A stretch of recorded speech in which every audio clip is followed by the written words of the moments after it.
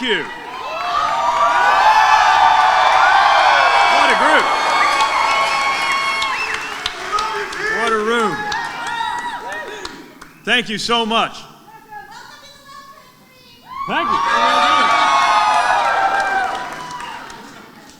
Thank you, Chair Condon. I always say that the county chair and committee, those are the unsung heroes of the Democratic Party in this country. So thank you for the work that you do.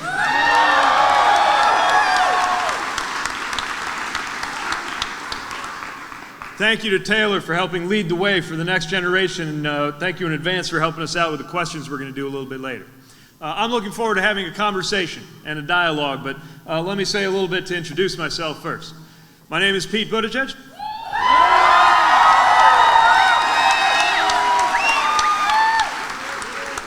People get tripped up on that, so they usually just call me Mayor Pete. Mayor Pete. I'm running for president of the United States.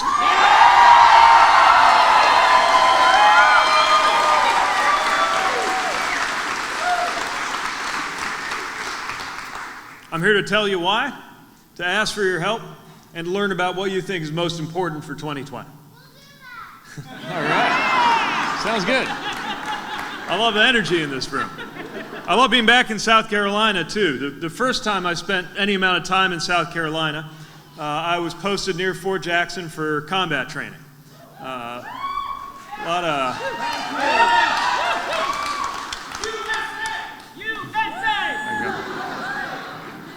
lot of 4 a.m. wake-ups, a lot of time cleaning things. In fact, the only time they let us go into the city was for Liberty one day, but first we had to have all of the barracks and the bathroom, everything cleaned all the way down to where you could eat off of the floor.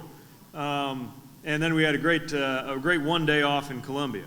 The next time I spent some time in South Carolina was in Charleston last year, helping Joe Cunningham get elected to Congress.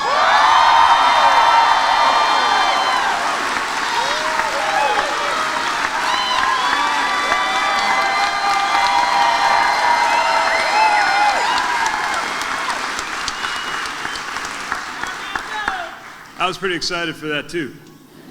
Definitely gets the prize for best use of an air horn during a congressional proceeding. And the next time I came to South Carolina, to a lot of people's surprise, including as my own, it was as a top-tier candidate for the American presidency.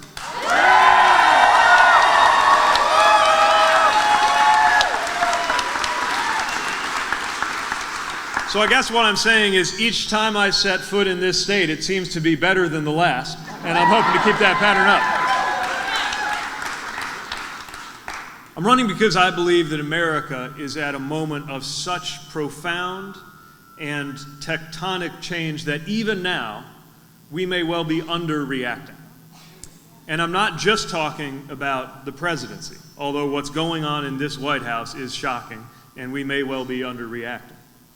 But I'm talking about the conditions that made it possible for a presidency like the one we're experiencing, and all of the other things that are happening across this country. I'm talking about the conditions that made it possible for that to happen.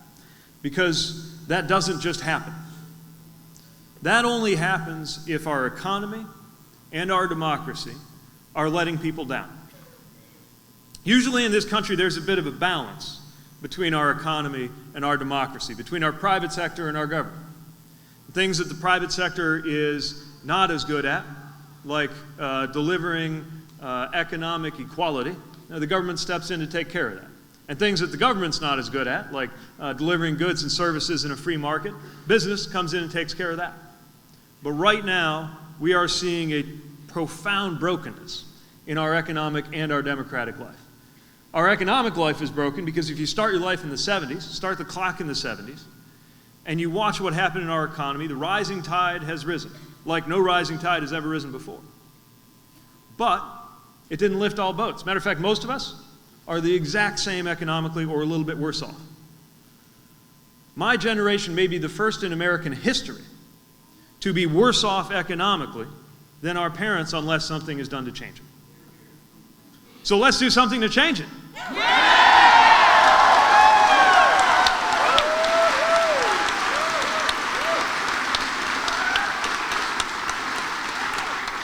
Now, when I first got into this thing, a lot of eyebrows went up over the idea of a millennial Midwestern mayor running for president. The idea of generational change, though, turns out to be one of the best things we've got going for us, and I can see it here. Because in the faces in this room, I see the beginnings of a generational alliance that cares about what's happening in the future, that is focused on a message that does not revolve around this current president and all of the insults and misdeeds that come out of this White House, but rather revolves around the question of what we're going to have to do in order to make our lives better by that year I'm always talking about when I'm looking forward to kicking up my heels in retirement, 2054, the year I get to the current age of the current president, God willing. I want us to be able to look back from then and say that in 2020 we began to shift the course of our economy and our democracy to make this nation more just, to make our lives more prosperous and equitable, so that it is easy to have confidence that the generation to come after ours and after that will be better off than we were. And that is why we need a new generation in American leadership. It's why we need different kind of voices. Maybe, just maybe, somebody who has not been marinating in Washington for the last however many years.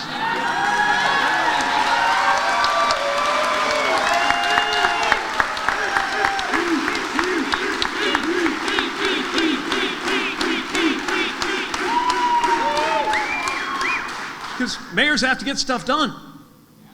Have you ever heard of a city government shutting down, just closing down its operations, because the mayor and the council couldn't agree on politics? It's unthinkable, right? Could not happen. We deliver water. You need water to live, so we keep up and running no matter what. It is time to get Washington running a little more like our best-run cities and towns before it goes the other way around.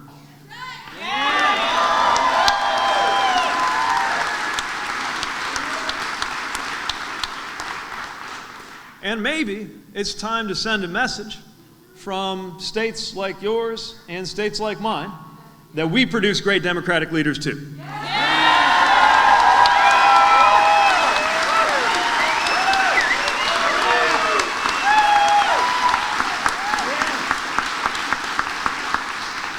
Nowhere is it written that any state in the union has to be a red state. Just because it's been that way for a while does not mean it's beyond our power to change it.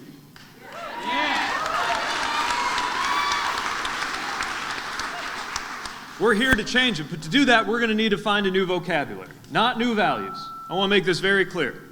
The values around fairness, around racial and social justice that anchor the Democratic Party are the right values, and we're not going to budge from them one bit.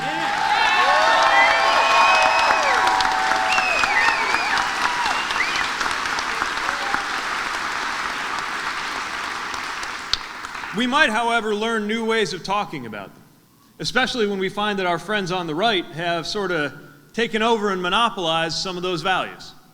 That's why I think it's so important for us to speak about things like freedom, because we have those conversations with our conservative friends who believe themselves sincerely to be defending freedom.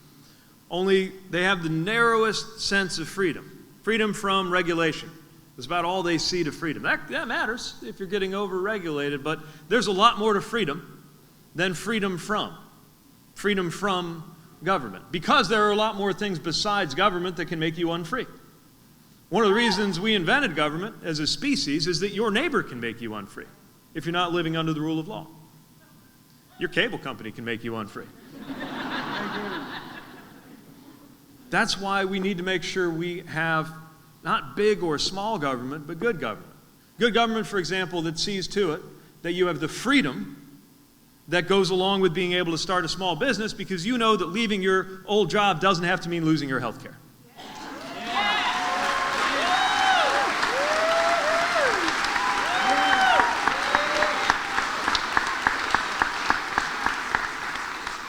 We see the constraints on freedom that are being put into our economy right now by the hostility to organized labor that neglects the fact that you are not free if you are not free to organize for a good day's pay for a good day's work.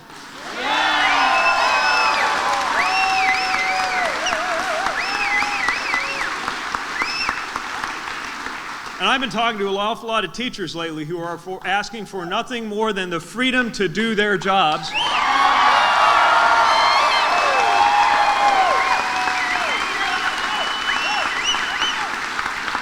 And I want to thank you for showing right here in South Carolina this very last week just how much support there is for supporting our teachers.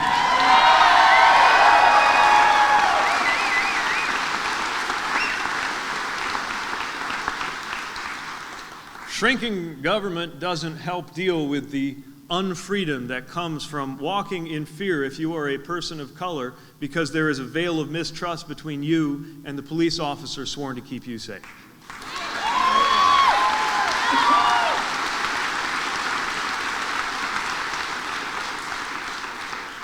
Nor does eliminating government help you if your biggest concern with personal freedom is that you would prefer to select your own spouse rather than having a county clerk do it for you.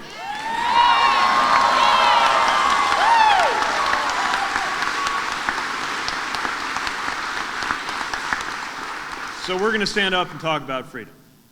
We're going to talk about security and patriotism, which are not the property of one political party over the other.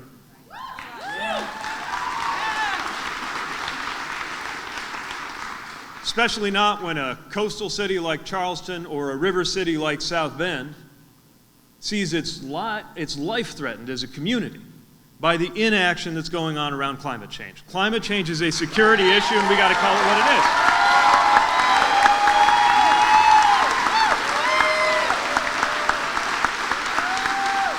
Clean it up. Thank you.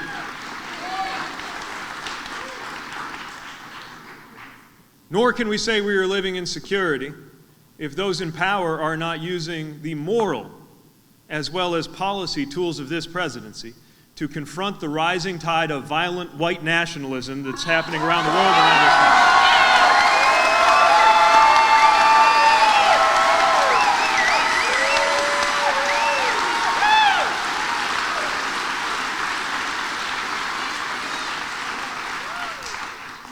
Freedom, security, democracy. The democracy which I believe myself to be protecting when I raised my right hand and joined the military. The democracy that has had people looking to this nation for generations is now in need of defense.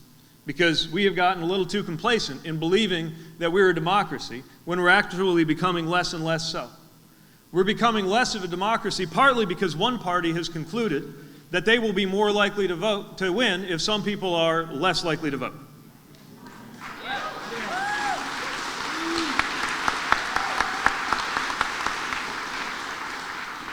I happen to think if more people voting means less of your side winning, that means it's time to reevaluate your positions.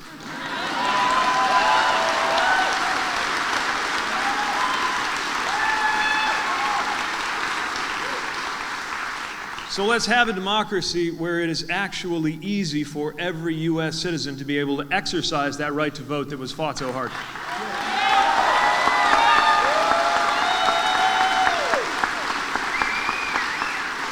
And yes, when you have paid your debt to society and are no longer incarcerated, that includes you too.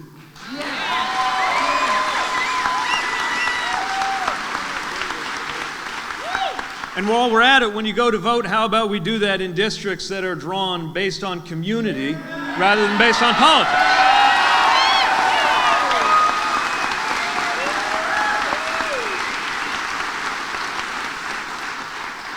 As the world's leading democracy, we might even go so far as to rearrange our presidential election such that we simply give the presidency to the woman or man who got the most votes, like you see in most democracies.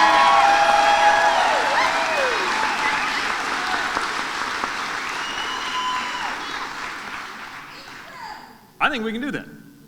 I think most Americans get it. And I think people who have maybe been out of the habit of paying attention to what the Democratic Party had to say can get it just as well as the rest of us, as long as we reach them with that message. And that's why we are going to be speaking to every kind of voter from coast to coast. But I'm going to need some help.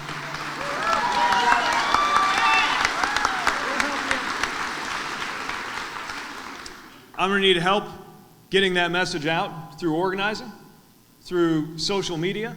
Hoping you'll take a minute to do that text thing we were talking about so that we can keep in touch with you. We're hoping you can chip in a little bit to keep this campaign going. I promise we won't be sending you those emails demanding $3 by midnight or all hell will break loose. We may need $3 every now and then, but I promise we will respect your inbox and your intelligence.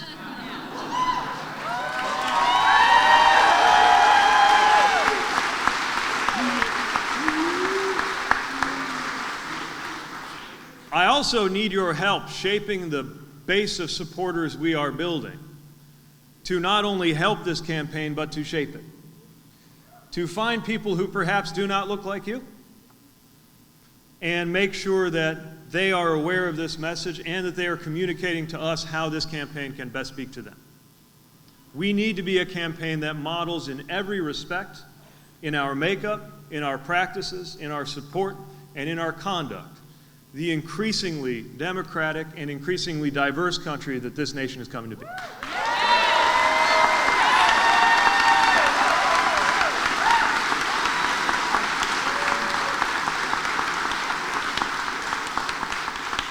And maybe the biggest thing of all I need is for you to convey in these complicated, and I might even go so far as to say dark political times in our nation, convey that you still have a sense of hope.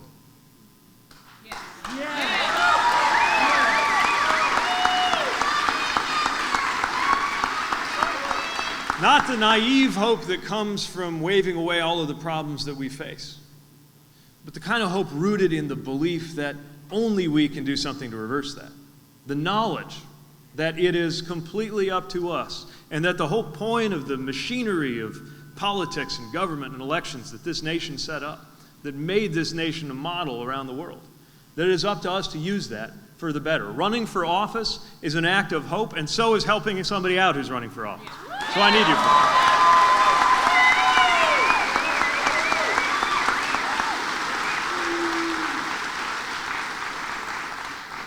So that's what I'm up to, and that's why, and that's what we need. But I promise that this will be a conversation.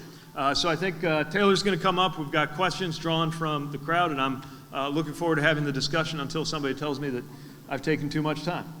We got the questions on their way? Never!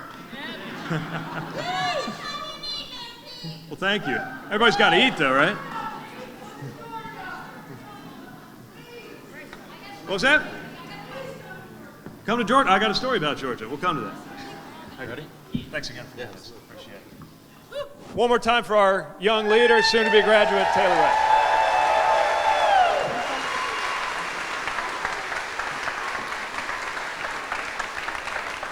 All right, let's do it. Are you ready? We're calling this the Fish Bowl. All right. Let's do it. Let's start with the first one. How do you beat Donald Trump? Oh, one of my favorite questions.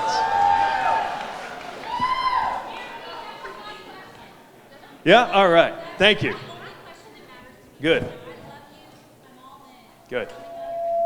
Oh, I got to point it this way. Good question. What's your name? My name is Dawn. Thank you, Dawn. You're welcome. So, how do you beat Donald Trump? I like that.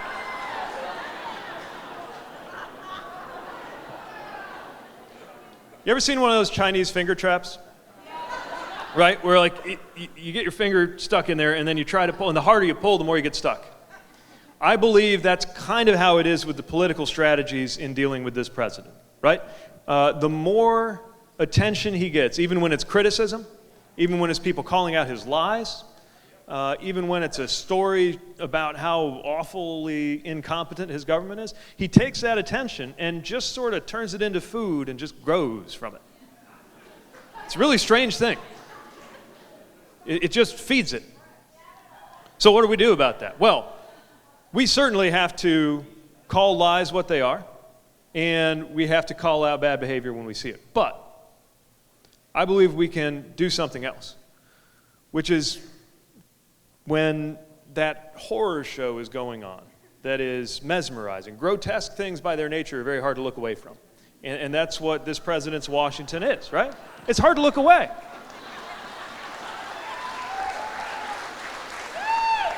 It's human nature. Our eyes are drawn to beautiful things, and our eyes are drawn to hideous things. But I guess what I'm saying is when there's a mesmerizing horror show on, you don't jump onto that show and get in the middle of it, you change the channel.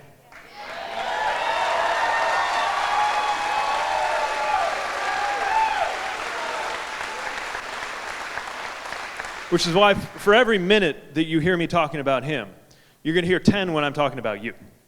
Because that's what politics is actually about. It's how this is going to cash out in our lives. It's how your life is going to go differently because we elected this president instead of that one. That's what we've got to do. And when we do that, we will win because it turns out most Americans agree with us on most of the issues. Awesome.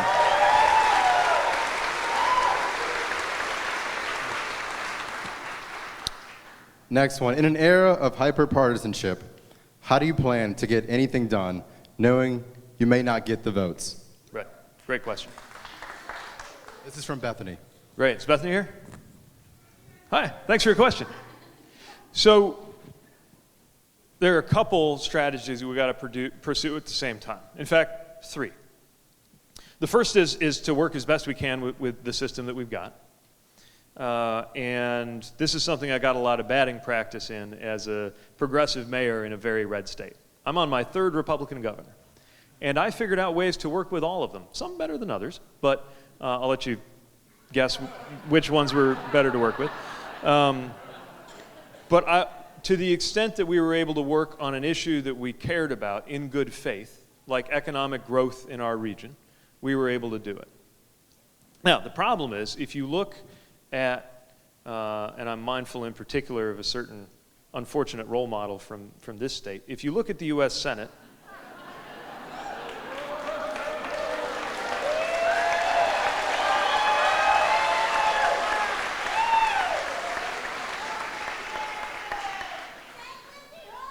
it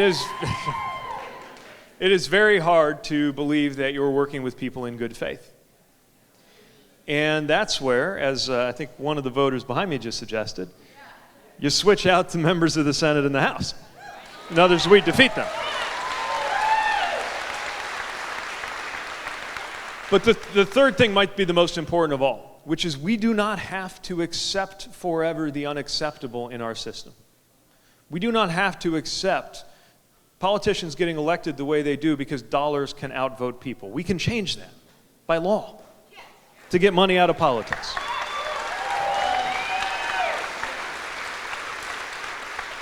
And if the only way in the aftermath of Citizens United to get money out of politics is to actually write that into our Constitution, then that is what constitutional amendments are for.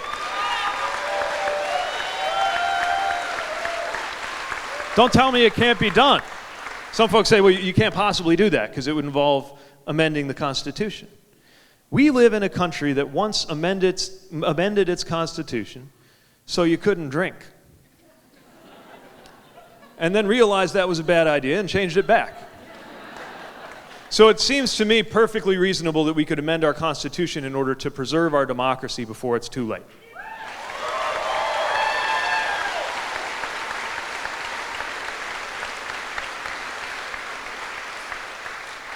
When we do that, we get better elected officials. The last thing I'll mention is there is going to have to be a reckoning within the Republican Party. We actually need, no matter how passionately we believe in the positions of our party, we are better off when the other party has some level of strength or at least cohesion. And what's going on right now in Washington among Republicans is an insult not only to our principles but to their own as well.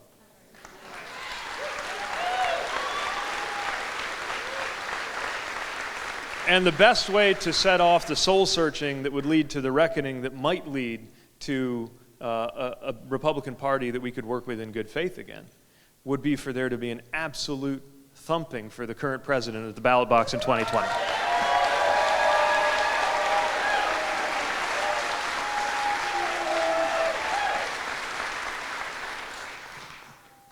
Next question. In 60 seconds, lay out your tax plan. 60 seconds. Wow. I'll start the clock. I can't do my own taxes in 60 seconds, but all right, in a nutshell, first of all, we acknowledge that things are going to cost something. That any politician who talks about expanded healthcare infrastructure investment has to admit that we're going to need some revenue for that. So it starts with honesty. Then we have to have a portfolio of new revenue sources. In my view, that includes an increase in the top marginal income tax rate, because some people could pay more.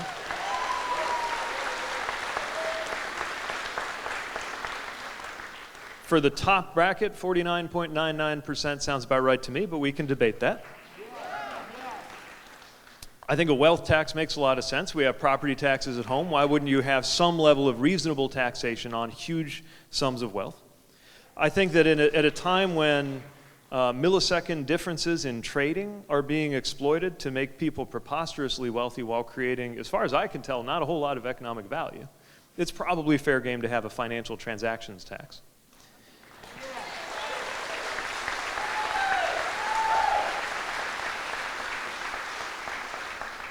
And last but not least, do something to close the offshoring incentives and other loopholes in the corporate tax side of the tax plan.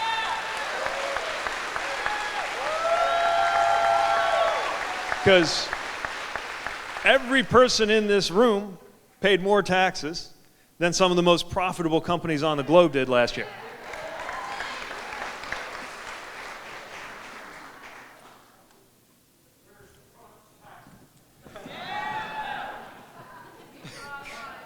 Next By the way, we put mine online. There's not a whole lot to look at, but feel free.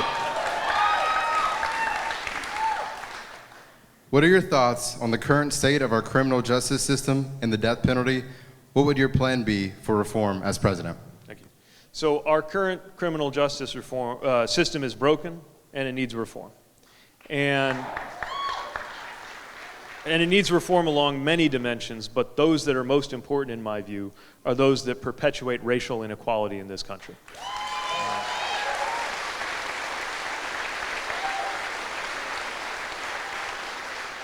We need to do away with mandatory minimums for many nonviolent drug offenses.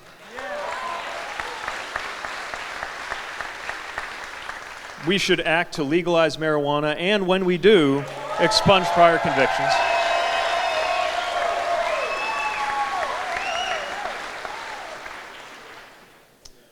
We need to do something about the fact that there's a lot of people in this country who have a financial interest in more Americans being incarcerated, and that means ending private prisons.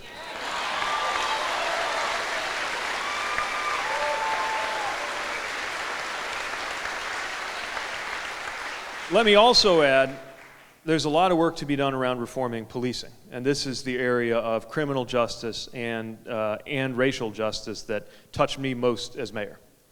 And I will tell you, as we went through some very challenging struggles in our community, especially in my first year and a half, around civil rights issues and other challenges, I knew that in the Obama administration and the Department of Justice there, I had an ally.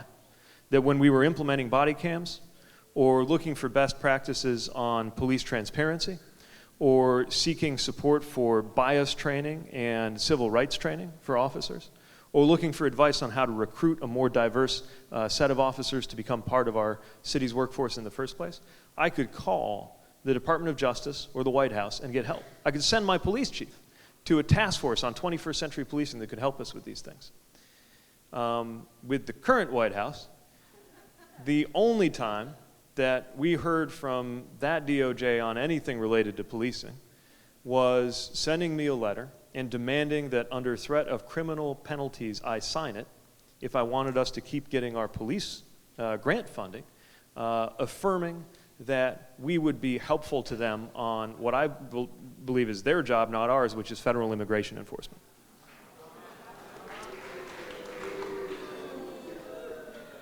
Let me just say there's a lawsuit and we're winning.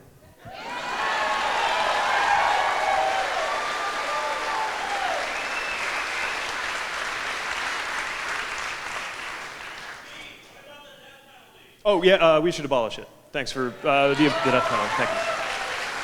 Thanks for catching that. Perfect. This is an issue that I'm sure you dealt with a lot as mayor. How would you address increased development and gentrification in areas like Charleston, South Carolina? So there are several things we need to think about, but the bottom line is we need to empower people to keep their homes and live in their neighborhoods. Now, in our community, that actually involved investing in repairing or removing collapsing houses that were empty next to low-income and minority residents who found that they were losing the value of their own home because their neighborhood was experiencing blight. But what's right for South Bend's not always right for another city. And so we need a housing policy that is not one size fits all. But certain things we know will make a difference. First of all, evictions. Most people who are unfairly evicted have had inadequate or zero legal representation. And if we give them greater access to legal representation, they're more likely to be able to stay in their homes. So we need to support that. We also need to support public housing so that people have a pathway to get into more stable opportunities for housing.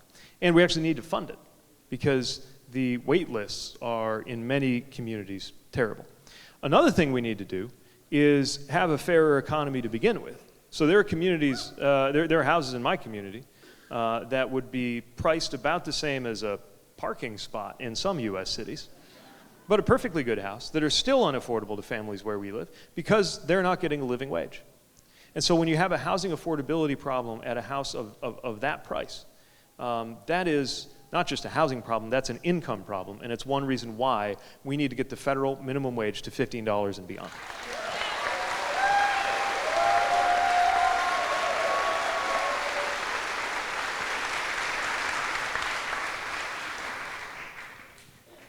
Next question is, please explain how you plan to curb the Russian threat.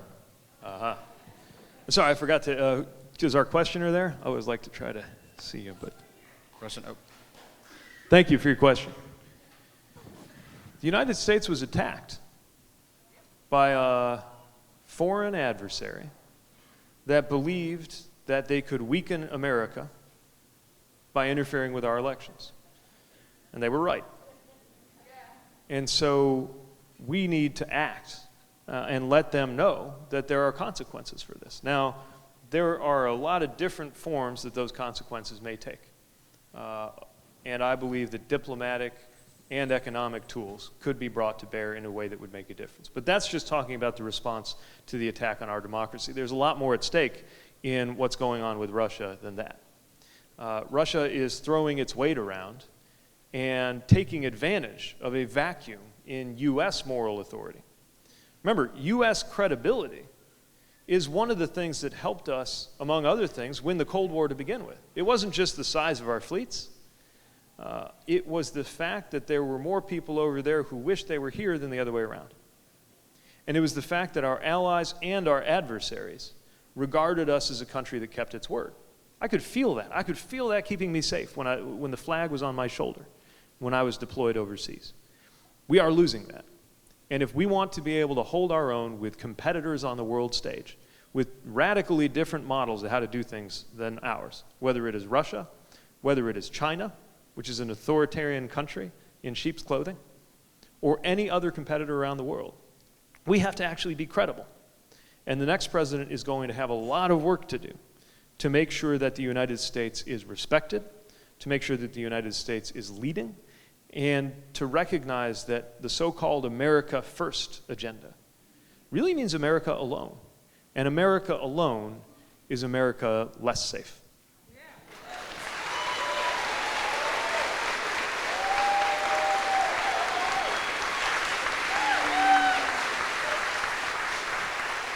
Mayor P., this is our final question. All right. Oh. How do you get new and non-voters out to the polls? Oh, all right. Thank you. What's your name? All right. All right. Well, thank you. From Buford. Nice. When I was downrange, my gunny sergeant was from Buford. I haven't had a chance to come out and see it yet, but thank you. Sounds good. Come to the Penn Center. All right. What is it? The Penn Center. The Penn Center. All right. Oh, fantastic. Fantastic. I'm getting invitations left and right. This is awesome. So your question is, it's imperative, right? And again, part of how I'm answering, well, I'll get to my last part of the answer in a minute. So first of all, we've got to fight. It didn't just happen that a lot of people didn't vote, right? People made it harder. There is a political agenda to make it more difficult to vote. The availability of early voting, the difficulty in some places of registering to vote, the availability of vote centers or precinct locations, which are often being withdrawn, and usually in areas where most of the residents are residents of color, because it's believed that they will be more likely to vote Democratic. Voter ID laws that were unfortunately pioneered in my state in many ways. We have to, either we're for democracy or we're not, and a pro-democracy agenda will get more people exercising their right to vote. Now, that's for after we win. But until then, that's where I need your help.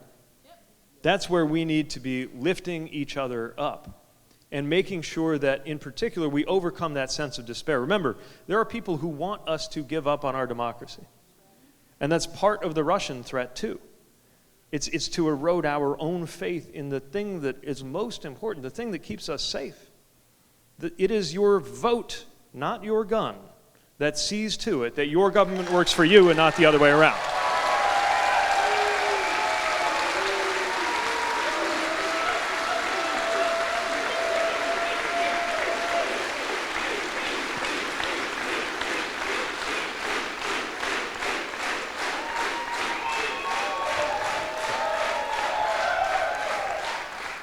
A lot of young people are questioning the value of voting because they're wondering whether the system is even fair when districts are drawn to where politicians are picking their voters instead of the other way around.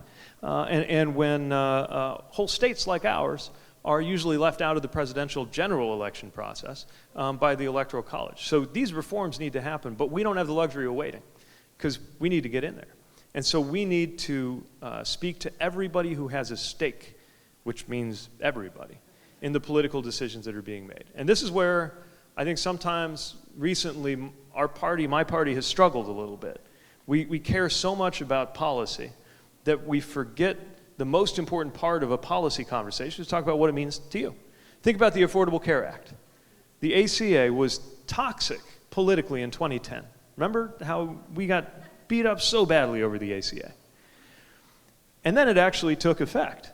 And by 2018, it was the winning issue for Democrats in the midterms.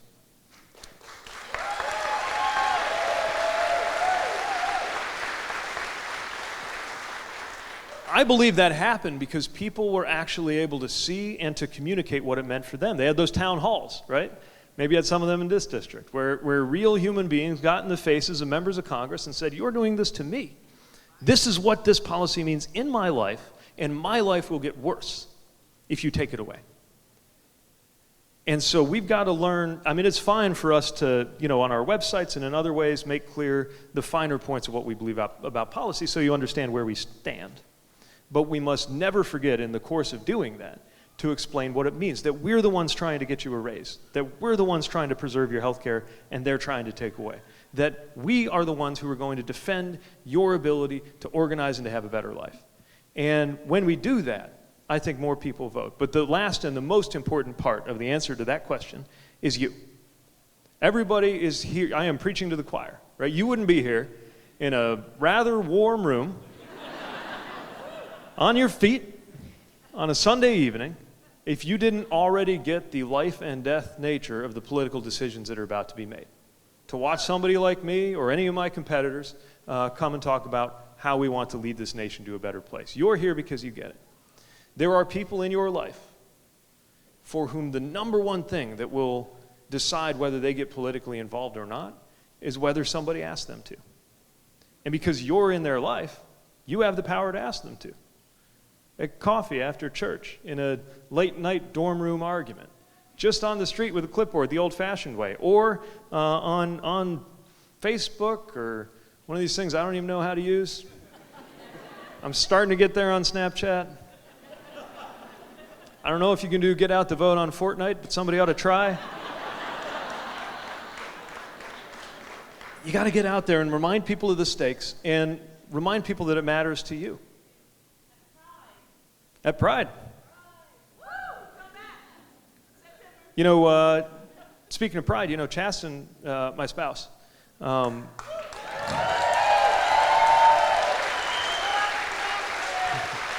he's pretty popular these days. He had a conversation with his parents about what it meant to him, that his rights were on the ballot in the upcoming election, and made sure that they promised him that they would vote for that reason. Yesterday, I met a student. She was brought into this country at the age of 2 months, so she's as American as any of us. This is the only country she knows. And this is in Houston at a minority-serving institution in downtown Houston. And she was describing how she speaks to her friends, accompanies, that she can't even vote, but she accompanies fellow students, mostly minority students, as they go in groups to go out to the polls. And what she says to them is, I can't vote, but so many things in my life depend on this vote that I'm asking you to vote because it means the world to me. You could do that for somebody. And if you do, if we all do, if we do what is required of us, not just things like defending democracy overseas in uniform, but defending it right here in this election process, America will become a better place.